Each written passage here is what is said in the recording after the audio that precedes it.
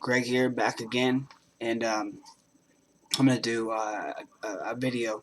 I constantly get questions sent to me, comments, questions, that I just answer, one by one, if I can. Having two kids, a 4-year-old and a 2-month-old, it's fucking insane. I can't do anything. I can't even hug my wife, or else one of them freaks the hell out. It's just it's crazy, but I love it. I'm a dad. It's my job, and it's the best job in the world.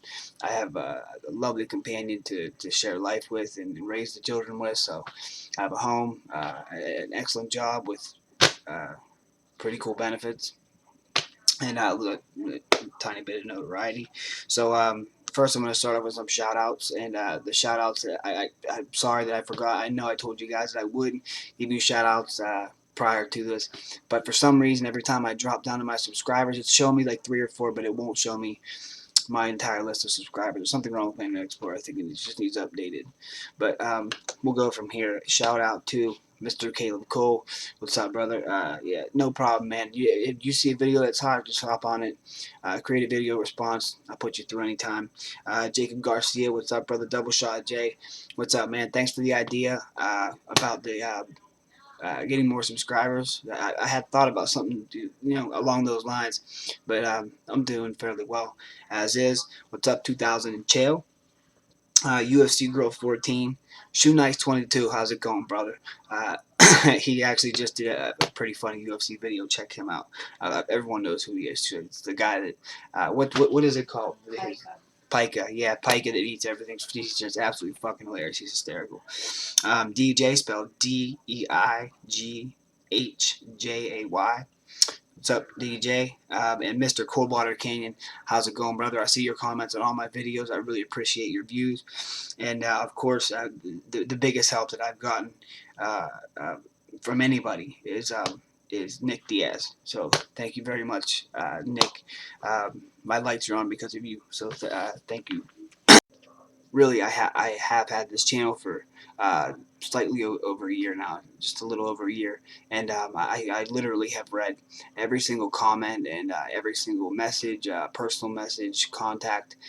I've added everyone that requested me. I really do take heed to you guys' suggestions and comments and compliments and bad or good. I really do listen to my subscribers and what you guys want to see, what you guys want to hear about is what I'm going to talk about. I'm really pulling for Carlos to pull off this upset. He does like to spoil parties, and he was the reigning UFC or WEC welterweight champion for quite some time, and he didn't get there for no reason. He's only improved since then, by the way. The fall of Strikeforce is disappointing. Nick Diaz had an excellent run in Strikeforce. Jake Shields had an excellent run in Strikeforce. Mayhem Miller had an excellent run in Strikeforce. Gilbert El Nino Melendez is still having an excellent run in Strikeforce. Frank Shamrock was popular in Strikeforce. Cesar Gracie's one and only MMA fight was in Strikeforce. It's a San Jose-based, company. Showtime. They also feature women's MMA. I'll get to that later. But yes, I am a fan of women's MMA. At one point, I actually contemplated which do I like better. Be a WMMA fan. I did hear that Ronda Rousey did get signed to the UFC and Miesha Tate as well. And then I heard that neither one of them are true. I actually tweeted it, both of them. So I'm not quite sure what's going on with it, but I would imagine if you're going to fold Strikeforce, these women are going to have somewhere to go. Last year, someone asked Dana White on TMZ, when are we going to see women in the octagon? He responded with one word, and that word was never. Moving on. Why don't I do videos about The Ultimate Fighter? Here's why. I don't watch The Ultimate Fighter. The last season The Ultimate Fighter I watched was season 6. If you're not familiar with it, the coaches were two of my favorite fighters of all time. One is actually a guy I talked to. I emailed back and forth for a while. I was hitting a downslope in life, and he actually emailed me back quite a few times and told me to keep rolling. And that's Jens Poehler was a coach, and BJ Penn was a coach, and Nate Diaz ended up winning that season 6. Since then, I think I watched a couple episodes when Uriah Faber and Cruz were doing their thing, but the ratings for that, since it hit FX and they did the live format thing, I can't name one contender. I certainly can't name one winner, and I don't care. I don't care to. But I'll tell you this: I will be watching Chael and John Jones. I just don't like the Ultimate Fighter. Season 6. I mean, you still see these guys. I still see Rob Emerson. I still see Nate Diaz. Shit, he's fighting for a title. December 6th. Who else is on there? Oh man, yeah, Joe Lazon. Yeah, right, Joe Lazon, Cole Miller. I mean, these guys, the lightweights really put on a great show. Put on a great show. Gray Maynard. Yeah, Gray Maynard. Yeah, put on a great show. um, I'm a Lesnar hater. I never liked Brock Lesnar because I never considered him a mixed martial artist. As we all know now, he was not. He got hit in the face one time and did Dancing Queen. He spun around like a little fairy, and he didn't like it at all. Cain Velasquez took his belt.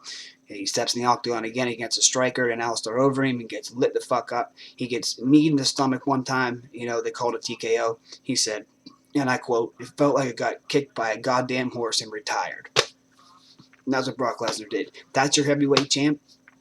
I'm going to quote somebody. I had early on when I started recording videos, I made a video called Lesnar, his unsuccessful run, Brock's Last Stand. That's what it was called. And I said he had an unsuccessful run in the UFC, and someone said, "You fucking faggot retard," quote unquote. I hate both of those words, all three of them actually. Fucking, I don't mind that, but retard and shit like that gets to me. You fucking faggot retard.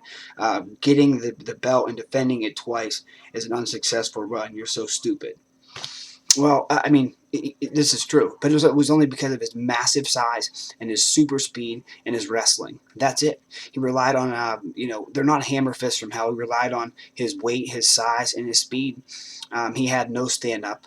He did work on submissions for a little while. He did submit Shane Carwin, but until then, he was getting lit up by Shane Carwin. He had no idea what to do. Every time he got hit or tagged once, he had no clue what to do. And that guy just, I mean, at one point, he was the #1 pay-per-view draw. So I don't know what anyone saw in him. I guess little kids saw him coming over from WWE. I don't know what it was. I just never liked Brock, and I'm glad that he's gone. Moving on. I did a video about how I think Wanderlei Silva should retire. And I have never gotten so much backlash in my life. When it comes to shoot a box, people that are fans of Shogun, like Bloodstained Lane, Shogun, Wanderlei Silva, the old Pride guys, the shoot a box guys, these guys, the fans of these fighters are no joke. I mean, these guys told me, you're not an MMA fan, you're a piece of shit. I mean, they just trashed me, just absolutely trashed me. I mean, I understand that people say a lot of mean things on YouTube, but I was blown away at some of the creative things that they were calling me because I had never heard them before. And trust me, I've been around the block. Let's move around. Yeah, let's move down. Why do I set some of my comments to have to be approved? Here's why. There's a fine line between. I understand people can be mean, and you can make any comment you want towards me. Thank you for your view and thank you for your comment, most certainly. You can say what you want about me, but when it comes down to a person's family, their children, their wives, where they live, how they dress, how they talk. Move on. My top 5 pound for pound MMA fighters. And I'm not going to give any explanation because I don't want to get into, this, why type of thing. Because I believe these are the top 5 pound for pound fighters. Maybe I'll give a couple reasons here and there. These are my reasons and these are my fighters. I think the top pound for pound fighter, greatest of all time, GOAT, is Fedor, the Last Emperor, Emelianenko, followed by Anderson Silva, followed by John Jones, followed by Jose Aldo, followed by Nick Diaz, for sure. My all-time favorite fight.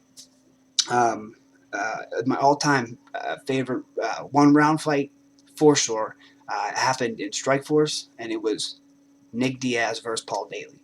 Everything happened in that fight. I thought Nick was going to get knocked out. I thought Nick was going to get submitted. I thought Nick was going to submit him. It was back and forth, and it was just hellfire. It was just spitfire the entire time, and Nick ends up with a TKO. And it was stunning. I couldn't breathe. I really couldn't breathe. I almost had an aneurysm like 7 times during that fight. And then of all time, I have a three-way tie, and it's Nick Diaz returned to the octagon. I believe it was UFC 137.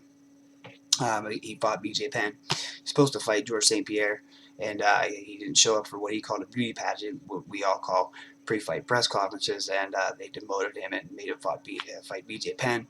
And he comes in there and just lights up BJ Penn. I actually gave BJ the first round. I gave the second round 10-8 Diaz and 10-9 to Diaz. And BJ Penn did not want to retire before he stepped in that octagon. After he was extremely humbled by Nick Diaz, he said, "I want to compete at an elite level, and if I can't compete at this level," and obviously he couldn't, he said, "I don't want to do this anymore. I have a daughter, and I can't go home looking like this." We will see his return on the 6th, though, and I can't wait to see him fight Rory McDonald. Um, uh, Second would be Shogun versus Hendo. I think that was 5 rounds of pure heart, determination, war, and most of all, experience. It was experience. It was, being in so many fights between these two guys. Their will is second to none. Neither one of those guys was going to lose that fight. That's what made that fight so interesting. No one's going to knock you. I'm not getting knocked out. You're not getting knocked out. I'm not getting submitted. You're not getting submitted. The ref's not going to walk in and stop it on me. And it just went back and forth. You could see the heart and determination they wore right on their sleeve.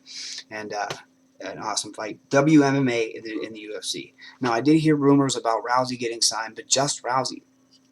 And then Tate. And then I heard Tate didn't get signed, so just Rousey signed. Who's she gonna fight, dudes? I don't understand.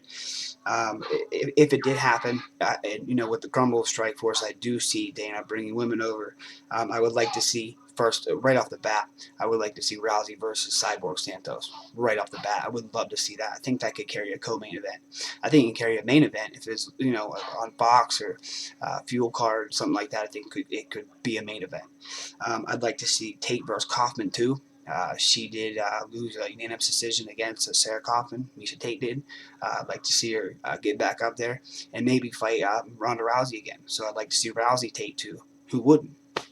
Marlos Kunin and Julie Kedzie, two vets. I'd like to see them fight as well. So, but much love. Take care of each other. We're all in this sport together. As a Brazilian Jiu-Jitsu blue belt and MMA advocate, I feel it's and definitely the voice of Paul Silva 101 channel on YouTube. I feel responsible, a slight responsibility to send a positive message at the end of every video. So, I will see you Saturday night, Sunday, right after 154 for the post fight. Take care of each other, guys.